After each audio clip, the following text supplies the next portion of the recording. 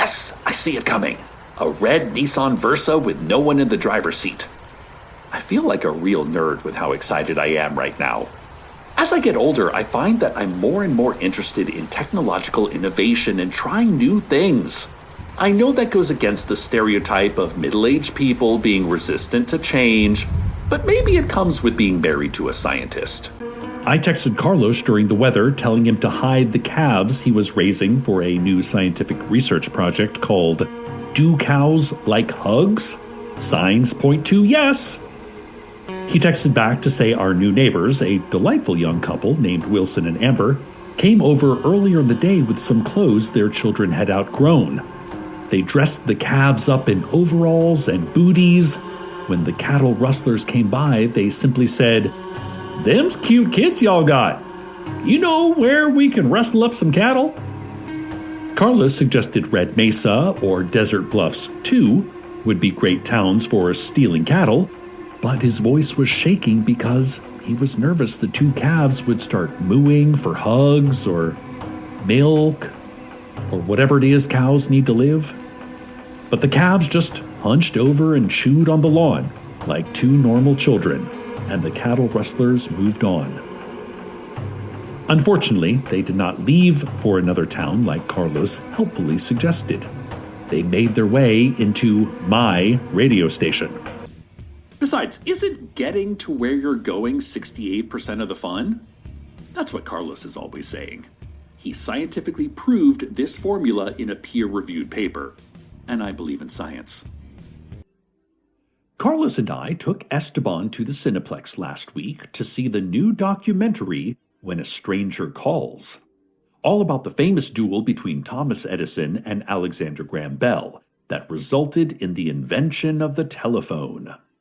Esteban was riveted, and even did a little popsicle stick diorama of the murder scene when we got home. But he also had a lot of questions for us about what a telephone is. As you can imagine, some of those questions were tough to answer, but Carlos and I sat him down and did the best we could. It's a discussion that every family has to have at some point. And I'm proud to say we were able to provide Esteban with factual, non-sensationalized information about landlines, rotary dials, star codes, and answering machines.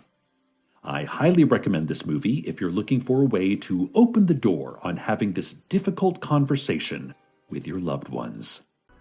Speaking of poems, I just received this poem from the Department of Commerce. It's called Press Release. Urgent notice. The city of Night Vale is out of food and supplies because there apparently is no way in or out of Night Vale, at least not predictably so. Sometimes people come here. Other times people leave here. But that's usually an accident. We're not scientists. But we are the Department of Commerce for the city of Night Vale, and we strongly believe that commerce needs goods to actually, work. So if anyone has any ideas on how to get imports or exports, that'd be great. In the meantime, let's all be cool at the Ralphs, okay? Love, Melanie and Rich. Well, that's not a very traditional poem. I like the part at the end where we learn the narrator's first names. That was a twist. Also, they mentioned scientists, which is highly erotic. Aww, I knew I'd find a cute one if I looked hard enough. I can tell you from experience that Arby's is the most romantic restaurant in America. And relationships forged there tend to work out.